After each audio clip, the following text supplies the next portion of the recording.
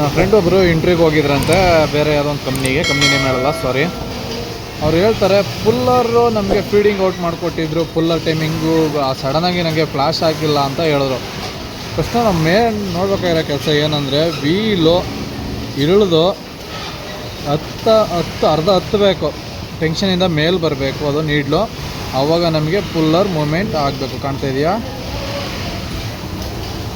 ಅರ್ಧ ಫುಲ್ ಇಳಿದು ಟೆನ್ಷನಿಂದ ನೀಡ್ಲಿ ಮೇಲೆ ಬಂದಾಗ ನಮಗೆ ಪುಲ್ಲರ್ ಮೂಮೆಂಟು ಆಗಬೇಕು. ಪುಲ್ಲರ್ ನೋಡಿ ಮೇಲೆ ಬಂದಮೇಲೆ ಜರುಗ್ತಾ ಇದೆ.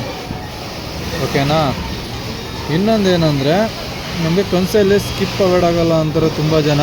ಅವಾಗ ನಾನು ನಿಮಗೆ ಹೇಳೋದು, ಬ್ಯಾಕ್ ಇಳಿಬೇಕಾದ್ರೆ ಫುಲ್ ಹೋಲ್ ಮ್ಯಾಚ್ ಮಾಡಲೇಬೇಕು, ಅಸೆಂಟ್ರಿಕ್ಕು ಕ್ಲಿಯರ್ ತಿಳ್ಕೊಳ್ಳಿ. ಫುಲ್ ಹೋಲ್ ಮಾಡಲೇಬೇಕು ಅಸೆಂಟ್ರಿಕ್ಕು. ಹತ್ತ ಟೈಮಲ್ಲಿ ನೀವು ಆಫ್ ಹೋಲ್ ಮಾಡಿದ್ರೆ ಏನೂ ಪ್ರಾಬ್ಲಮ್ ಇಲ್ಲ. ಹತ್ತ ಟೈಮಲ್ಲಿ ನೀಟಾಗಿ ಬಲೂನ್ ಓಪನ್ ಆಗುತ್ತೆ, ಕ್ಯಾಚ್ ಆಗುತ್ತೆ. ಇಳಿಯೋ ಟೈಮಲ್ಲಿ ಕ್ಯಾಚ್ ಆಗಲ್ಲ ಅಂದರೆ ನಮಗೆ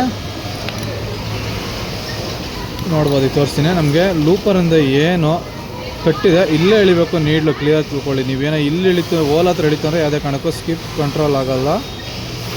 ನಮ್ಗೆ ಆದಷ್ಟು ಎಷ್ಟು ಬ್ಯಾಕಲ್ಲಿ ಇಳಿತದ ಲೂಪರಿಂದ ಅವಲ್ಲಿ ನಿಮಗೆ ಸ್ಕಿಪ್ ಕಂಟ್ರೋಲ್ ಆಗೋದು. ಓಕೆ, ನನ್ನ ಮಾಹಿತಿಯನ್ನು ಇಷ್ಟ ಆಗಿದ್ದರೆ ಲೈಕ್ ಮಾಡಿ, ಹೊಸಬರು ಯಾರೆಲ್ಲ ನೋಡ್ತಾರೋ ಸಬ್ಸ್ಕ್ರೈಬ್ ಆಗಿ. ಓಕೆ.